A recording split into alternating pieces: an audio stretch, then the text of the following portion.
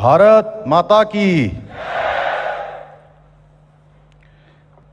पतंजलि विश्वविद्यालय के इस दीक्षांत समारोह में अभी हम सबको जिनका उद्बोधन मिलने वाला है, उनका पाथेय मिलने वाला है, ऐसे महामहिम राष्ट्रपति श्री रामनाथ कोविंद जी, उत्तराखंड के महामहिम राज्यपाल सेवानिवृत्त लेफ्टिनेंट जनरल गुरमीत सिंह जी,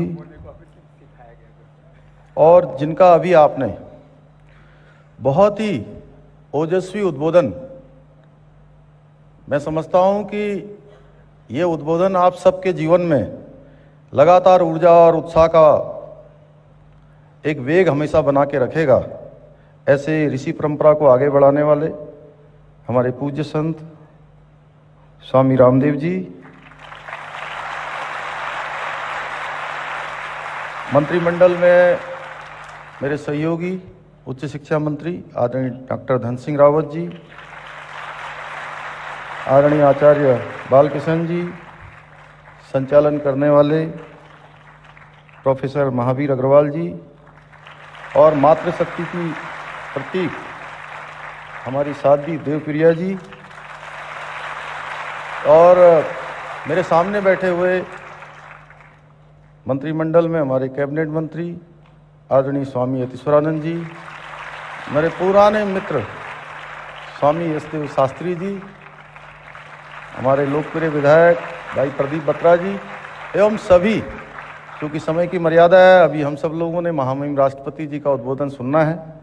आए हुए सभी अतिथिगण, सभी आचार्यगण, सभी विश्वविद्यालय के शिक्षकगण, और जिनके निमित्त आज ये इतना शानदार कार्यक्रम हो रहा है, और जिनको आज महामहिम राष्ट्रपति जी ने यहाँ पर सम्मानित किया है, और आप सबको जिनका पाथेय मिलने वाला है, हमारे सभी प्रिय छात्र एवं छात्राएं, मैं सबसे पहले तो आप सबको आज बहुत बधाई देना चाहता हूँ। इस दीक्षांत समारोह की मेरी तरफ से बहुत बधाई। मैं हृदय की गहराइयों से महामहिम राष्ट्रपति जी का देवभूमि आगमन पर स्वागत करता हूँ, अभिनंदन करता हूँ। मेरे मुख्य सेवक का दायित्व मुझे पिछले 4 जुलाई से मिला था। आपका आशीर्वाद लेने के लिए मैं आपके पास गया था। ये पहला अवसर है उसके बाद जब हमें उत्तराखंड की पवित्र भूमि पर महामहिम राष्ट्रपति जी का स्वागत करने का शुभ अवसर प्राप्त हुआ है। महामहिम राष्ट्रपति जी का जीवन एक प्रेरणा पुंज के समान है। ये हमें बताता है कि व्यक्ति में यदि दृढ़ संकल्प हो, जैसा अभी स्वामी जी कह रहे थे, संकल्प हो, आत्मविश्वास हो, साहस हो और इच्छा शक्ति हो, तो व्यक्ति बड़े से बड़े लक्ष्यों को प्राप्त कर सकता है। राष्ट्रपति जी का उत्तर प्रदेश के एक बेहद सामान्य परिवार से निकलकर देश के प्रथम नागरिक के रूप में उनकी यात्रा हम सभी के लिए एक प्रेरणा का कारण है। जिस विश्वविद्यालय के नाम के साथ ही महर्षि पतंजलि का नाम जुड़ा हो, वहां आकर निश्चित रूप से मैं गर्व का अनुभव कर रहा हूं। राजा भोज ने महर्षि पतंजलि की सराहना करते हुए कहा है, योगेन चित्तस्य पदेन वाचाम मलम शरीरस्य च वैदकेनम योग पाकम रोतमम पर्वन मुनि नाम पतंजलि प्रांजलि रानतो अस्मि। अर्थात मन की चित्त वृत्तियों को योग से, वाणी को व्याकरण से, और शरीर को अशुद्धियों को आयुर्वेद द्वारा शुद्ध करने वाले मुनियों को सर्वश्रेष्ठ महर्षि पतंजलि को मैं दोनों हाथ जोड़कर नमन करता हूं। आज हम जहां एकत्रित हुए हैं, ये वो स्थान है जिसने दुनिया भर में योग के प्रचार प्रसार को एक नया आयाम और एक नया अवतार दिया है। एक नया विस्तार भी इस भूमि ने देने का काम किया है। मैं इस भगीरथ कार्य के लिए, जिन्होंने योग को पूरी दुनिया के अंदर ले जाने का काम किया है, आदरणीय स्वामी रामदेव जी और उनके साथ इस विचार क्रांति को आगे बढ़ाने में जुटे असंख्य योगाचार्यों और स्वयंसेवकों का आभार प्रकट करता हूं।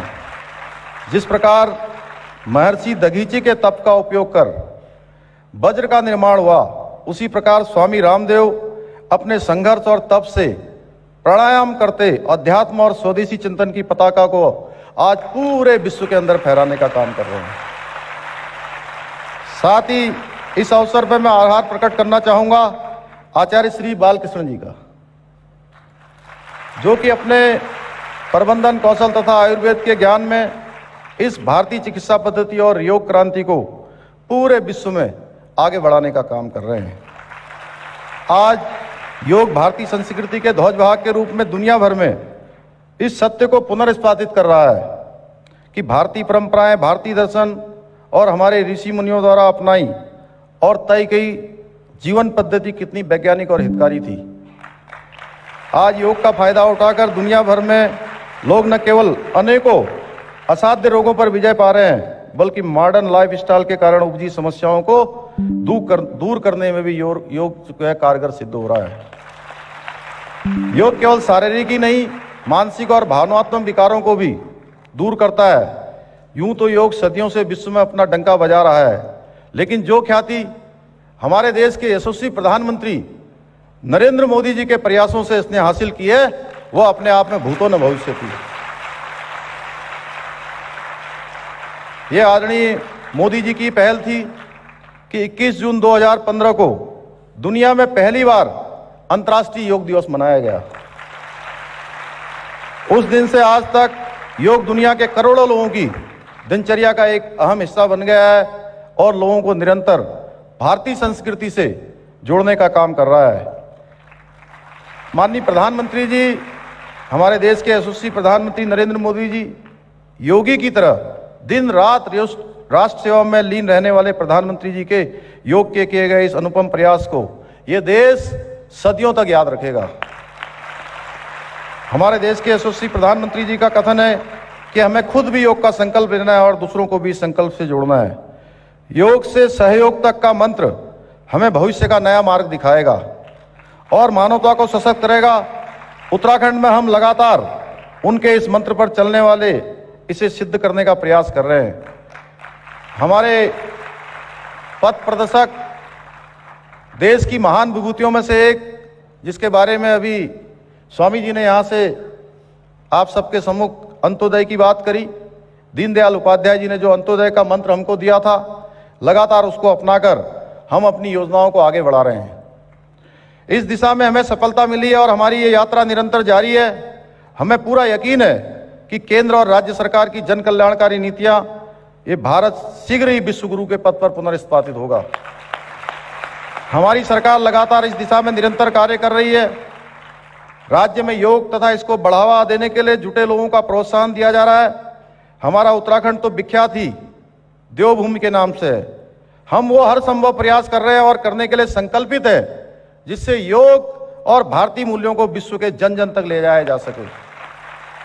आज मैं पूरे गर्व के साथ कह सकता हूं, उत्तराखंड उन सपनों को साकार करने की राह पर आगे बढ़ रहा है जो सपने इसके निर्माण के लिए दौरान देखे गए थे।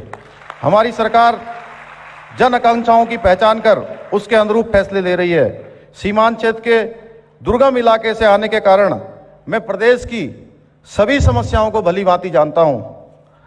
साथ ही एक सैनिक पुत्र होने के नाते, चूंकि मेरा बाल्यकाल सेना के साथ बीता है और आज महामहिम राष्ट्रपति हमारे सेना के सर्वोच्च हैं, मैं उत्तराखंड के सैनिक परिवारों की अपेक्षाओं के और उम्मीदों के लिए पूरी तरह से पूरा करने के लिए प्रयत्नशील हूं। हम निरंतर उन कामों को कर रहे हैं जिनका सीधा सरोकार जनता से है, उनकी भलाई से है। हमने निर्णय लिया है कि 2025 में जब हम राज्य स्थापना के 25 वर्ष का जश्न मना रहे होंगे, तब हम उत्तराखंड को हर क्षेत्र में देश का नंबर 1 राज्य बना लेंगे।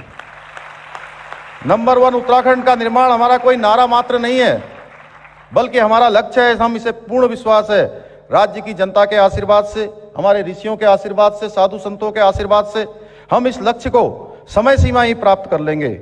आदरणीय प्रधानमंत्री जी ने भी कहा है कि मैं भी उनके इस कथन को दोहरा रहा हूं कि आने वाला जो दशक है, जो 20 से 30 का दशक, 21वीं सदी का तीसरा दशक, ये उत्तराखंड का दशक होगा और इस दशक में आप सभी के सहयोग से हम नई बुलंदियों को छूने का काम करेंगे। प्रदेश की जनता ने हमेशा हम पर विश्वास जताया है और मुझे पूरा आशा और विश्वास है कि हम आगे भी उनका विश्वास और आशीर्वाद हमेशा यूं ही बना रहेगा। अंत में यह प्रार्थना करते हुए मैं अपनी वाणी को विराम देता हूं कि हम सभी स्वस्थ रहें, एक सुखी व समृद्ध जीवन जिएं, सदैव अपने आप को ऐसे कार्यों में, योजनाओं में सम्मिलित करके रखें जिससे राष्ट्र का विकास सुनिश्चित हो।